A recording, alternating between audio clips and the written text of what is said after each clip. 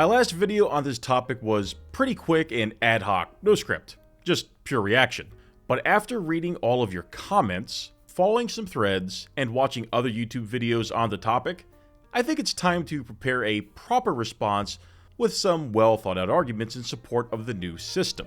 For well over 2 years now, I've been raising concerns about Star Citizen systems and the way it mishandles players' time in general. Every part of the game feels like an absolute chore. There's this erroneous belief that more time spent doing menial tasks before getting to the fun somehow increases the value of that fun. I don't know who appointed these people as the fun czars, but fun isn't something that should be rationed out over time or gated behind layers of tedium.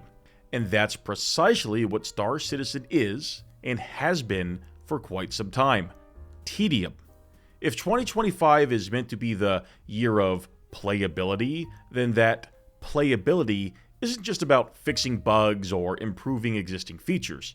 It's about removing the barriers that are actively preventing players from getting to the parts of the game they're interested in, or reducing the amount of time it takes for them to return to whatever activity they were doing. By now, you all understand how the new Tier 0 through Tier 2 changes work, so I don't need to cover that.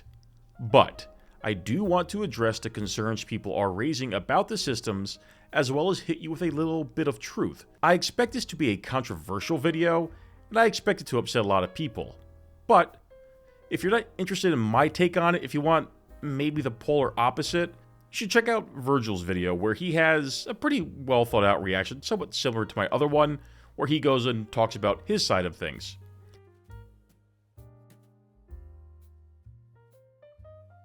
Before I begin with the concerns, I want to point out the hypocrisy of players decrying these changes as somehow being bad for the game when, for over 10 years now, combat ships have never, ever been subject to full loot. The new gear recovery system is, in essence, a version of ship claims, but for infantry-focused players.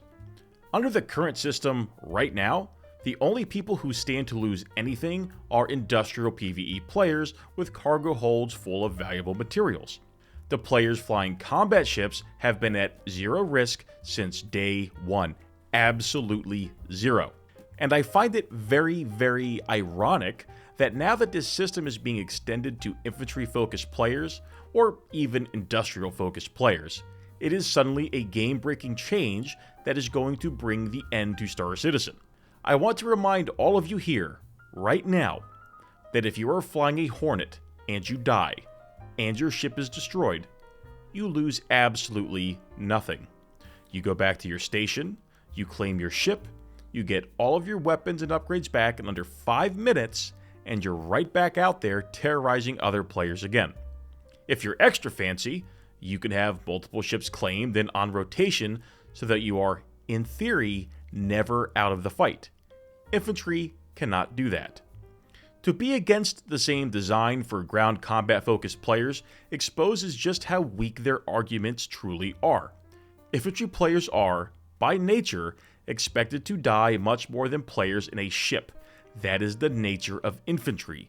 Thus, they need better, more convenient, and more frequent respawns. They cannot run, they cannot go into nav mode and disengage. Once the infantry are in the fight, they're there until it ends. Think about that before you try to compare the two styles of play and the systems that support them, or, in this case, currently don't support them.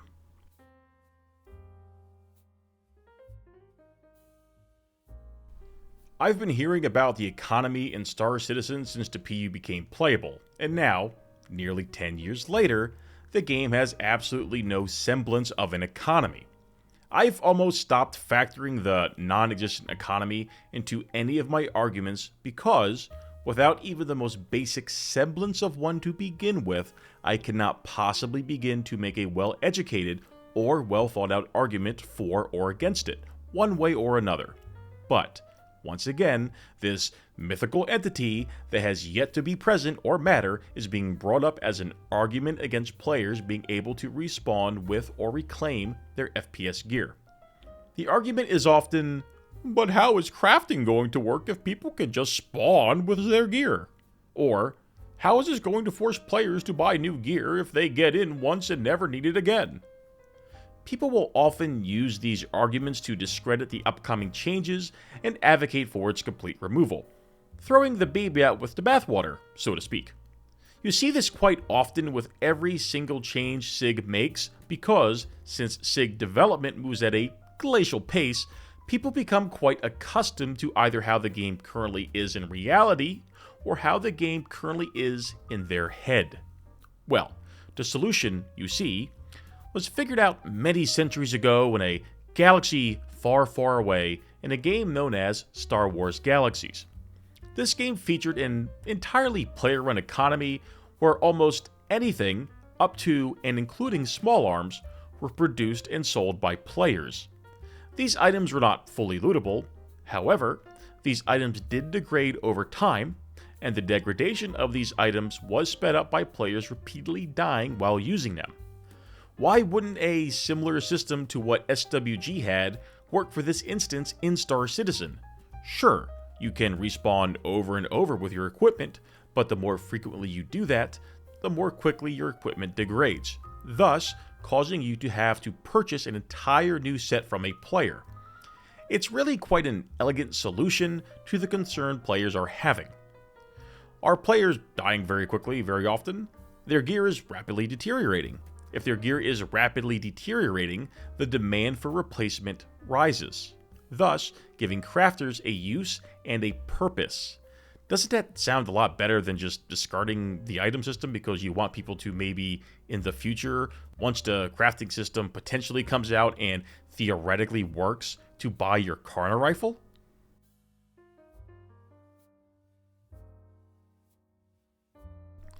This is another one that frequently comes up, especially in regards to the medical beds.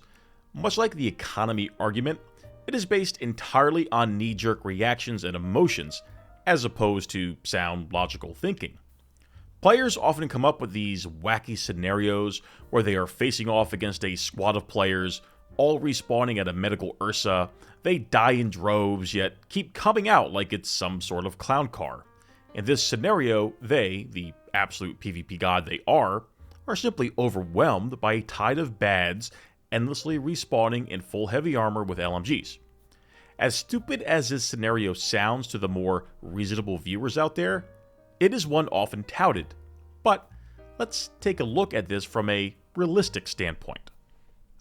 Let's begin with the Ursa. This is a ground vehicle, a quite frail one at that. This vehicle must be delivered to an area via a ship capable of transporting it. This ground vehicle has no shields and, outside of its puny turret, has no real way of defending itself. Also, it has one bed and 2 doors leading out. What is the solution here? Simple. You destroy it. You brought a ship, right? You must have gotten to that location somehow. The Ursa, unescorted and unprotected, is highly vulnerable to even the most pathetic of ships in the game. The lowly Aurora can kill this vehicle with ease. Enough LMG fire can destroy it. It isn't invisible, it isn't invulnerable, and if you suspect one is in the area, you will very easily be able to scan it down and remove it. Besides the Ursa, we have 2 other medical ships in the game, the Cutlass Red and the Terrapin. Both are defenseless against a single fighter. Their options are to either die or run away. Do you know how those respawn points are going to exist in the world? It's by using every self-proclaimed PvP player's favorite phrase, hire an escort. Those vehicles, unescorted and unprotected, stand absolutely zero chance of surviving on their own. Some larger ships, such as the Polaris and Carrack, feature medical respawn beds, and people ask, well, how do you deal with those? And the answer is the same. You either destroy them or drive them off. If an entire platoon of infantry is spawning on a Polaris, which is a capital ship, and is likely in space, what threat are they to any other spacecraft in the area? They're all in the ship. They're not on the ground. They cannot do anything to harm you from within the ship. Is the Polaris landed? Great, blow it up. Or bring your own spawn point and have a battle over the interior like Battlefield 2142's Titan mode. People who use zerging as a concern simply hate fun. That or they just don't have friends they want to play with. Zerging also means different things to different people. It's an utterly idiotic phrase with no real central meaning. For example, to me, zerging means mindlessly going from one place to another, capturing bases without paying any real attention to a bigger global picture. Think people going back and forth from Montagnac to Entredu and Armor Reforger. People mindlessly wandering around Emain Maka in Dark Age of Camelot. Lemmings fighting endlessly at the Crown in Planetside 2. Or people getting hung up on the bridge leading to Ganuku in Planetside 1. Oh, and let's not forget the forever war at Antwerp in World War II Online. See my point here? The phrase means absolutely nothing. And, more often than not, those scenarios in those games I mentioned were some of the most fun people have ever had in those games. So, if people want to zerg, let them. Or, since you're a god at PvP, just destroy the spawn points. Simple stuff.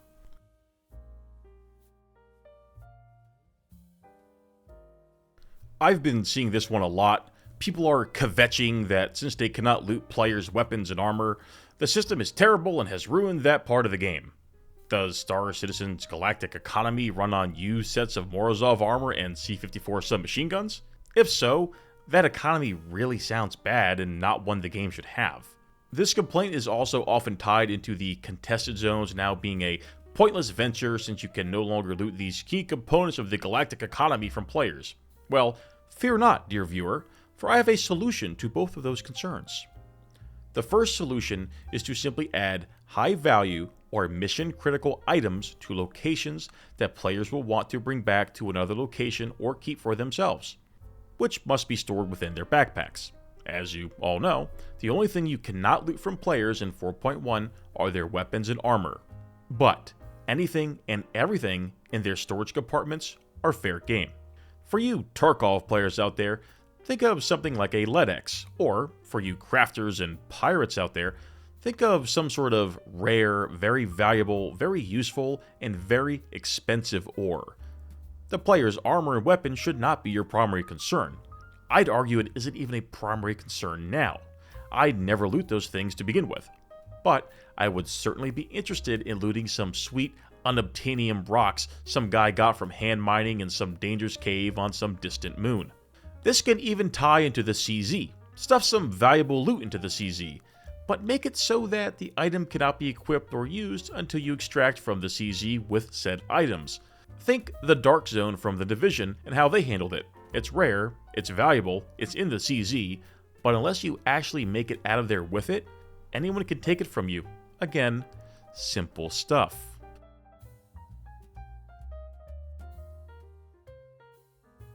Part of this concern is pretty valid. Grenade launchers ruin any and all interior PvP in Star Citizen. I'd much rather they not be in the game, but here they are, so now we have to deal with them since I doubt they'll be removed, even though they really should be. The other part of this concern, the railgun, I'm not too worried about. Infantry must have a way to defend themselves from airborne threats that go beyond just bringing a vehicle designed to do so. The railgun is a well-designed and well-balanced weapon. It has no lock-on mechanics, it requires skill to use, it has a charge-up time, and it no longer one-shots light fighters. At the very least, it drives them off and forces the pilot of the light fighter to bring in ground units to deal with other ground units. Again, combined arms. So, what's the solution to this? Well, since I don't consider the railgun to be game-breaking, let's focus on the grenade launcher. The first potential change is to redesign it as a support weapon, a tool of sorts that fires non-lethal rounds, such as flashbangs or smoke for infantry, and EMPs for vehicles. But that may require too much developer time, so let's assume it remains unchanged and continues to be a lethal instrument. You could make it degrade faster, or make the ammo for it extremely expensive. But again, you're trying to tie balance into the non-existent economy, so that wouldn't work. Realistically, I don't have a solution for this. The only cure for cancer is to remove it, and in FPS gameplay terms, a lethal grenade launcher is absolute cancer. I'll leave this one to you, the viewers, to discuss.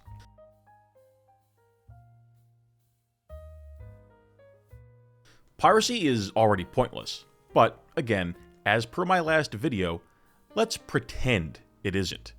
What do pirates want? Riches and valuables inside the cargo holds, right? How does what the pilot and his non-existent crew are wearing impact this in any way? Are you going to be upset that you couldn't take his shotgun and armor, as well as his cargo hold full of vibranium from Wakanda that was destined for Hyperborea? Hell, you can even go one step further and fully salvage his ship after you're done plundering the booty on board. You no longer being able to take their gear is largely irrelevant in the grand scheme of things. But, you see, it isn't about legitimate pirate gameplay. What is or isn't legitimate is in the eye of the beholder. It's much deeper than that, which brings us to our next topic.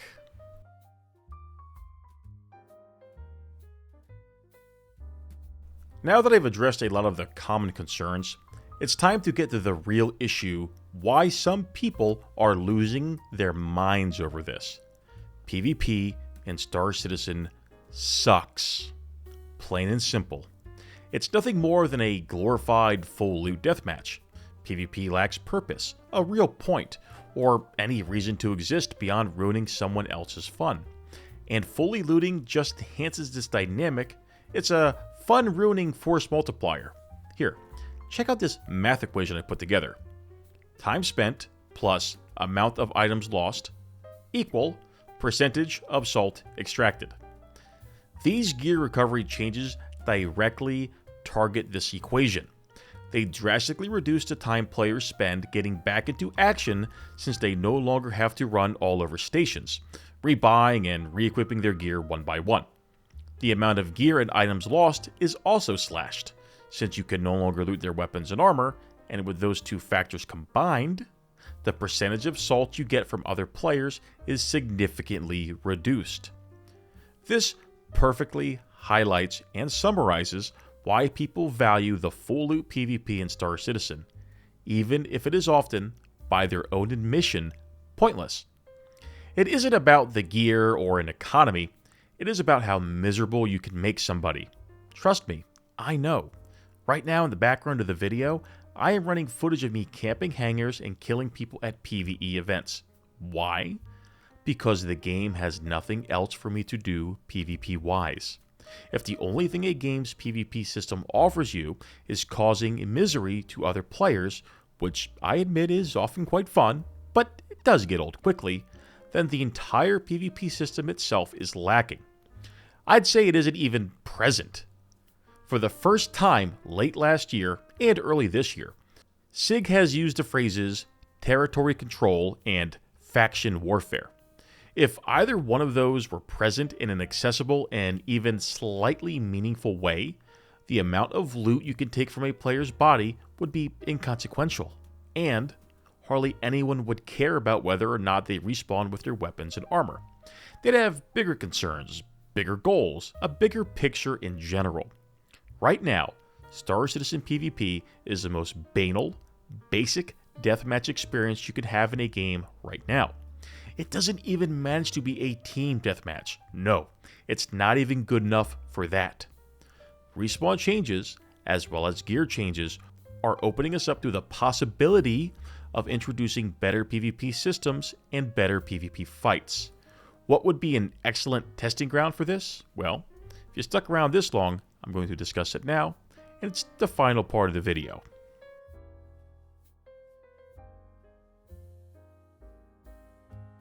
Under the current system, pre-4.1 gear changes, a persistent combined arms experience is essentially impossible due to how the respawn mechanics work, up to and including how players respawn without their equipment.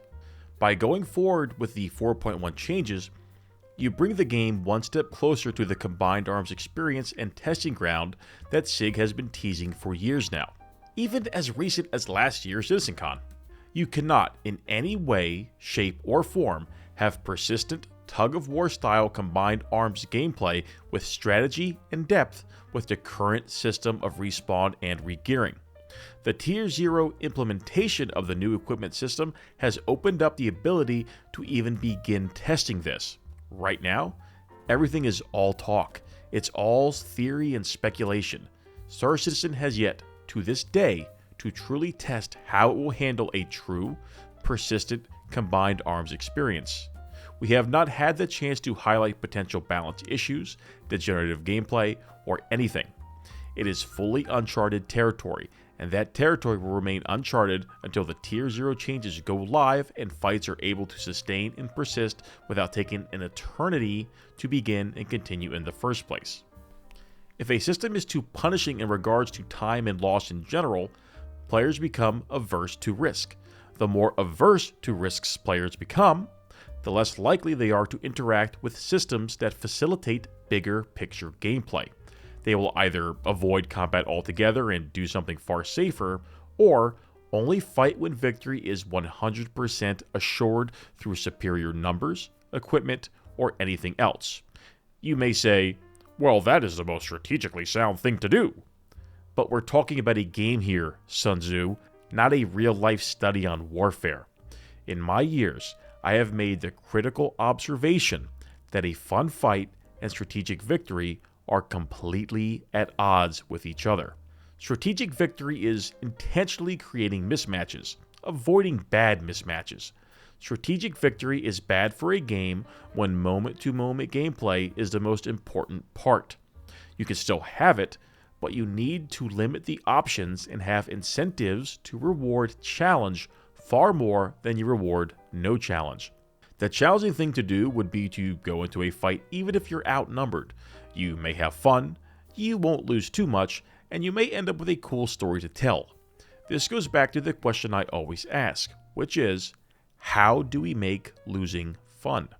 The non-challenging thing to do, which would also likely ensure victory, is to overwhelm 10 guys on a point with 60, bomb them from orbit, and capture an empty base. Or, in Star Citizen terms, just go after industrial players with absolutely zero chance of defending themselves against your Hornet. And the only reason why you would always opt for the non-challenging thing to do is because anything outside of total victory is far too punishing or annoying for the player to endure.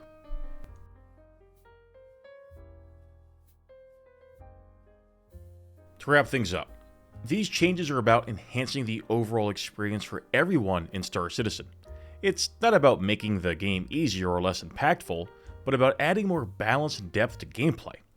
The issues surrounding loot, respawns, piracy, and PvP all stem from a lack of structure, and these upcoming changes are steps towards building a more meaningful, persistent world. That said, let's be honest, until we see more robust PvP systems, like true faction warfare or territory control, the 4.1 changes won't significantly shift the larger experience. Without meaningful structured gameplay to back them up, they will just be mechanics in a game that still lacks purpose for many players. As long as PvP remains a glorified full loot deathmatch with little strategic depth, the gear recovery and respawn changes won't make a truly lasting impact. Players will still find themselves running in circles, stuck in a loop of chaos, with little else to do but cause misery. And here's the catch. If the game's systems are too punishing, players become averse to risk. The more averse they are, the less likely they are to engage with the systems that facilitate bigger picture gameplay.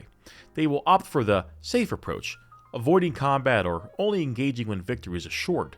If the risk is too high, players will only go for easy targets, like overwhelming a small group or picking on defenseless players. In the end, the game won't be about challenging encounters, but avoiding any meaningful risk at all. The reality is, we're not there yet. We've only scratched the surface of what Star Citizen could truly offer in terms of combined arms gameplay and player interaction. The 4.1 gear recovery and respawn changes are just the beginning, but we'll need better systems for territory control and faction warfare to make a real difference. Thanks for watching, and I'll see you in the next one.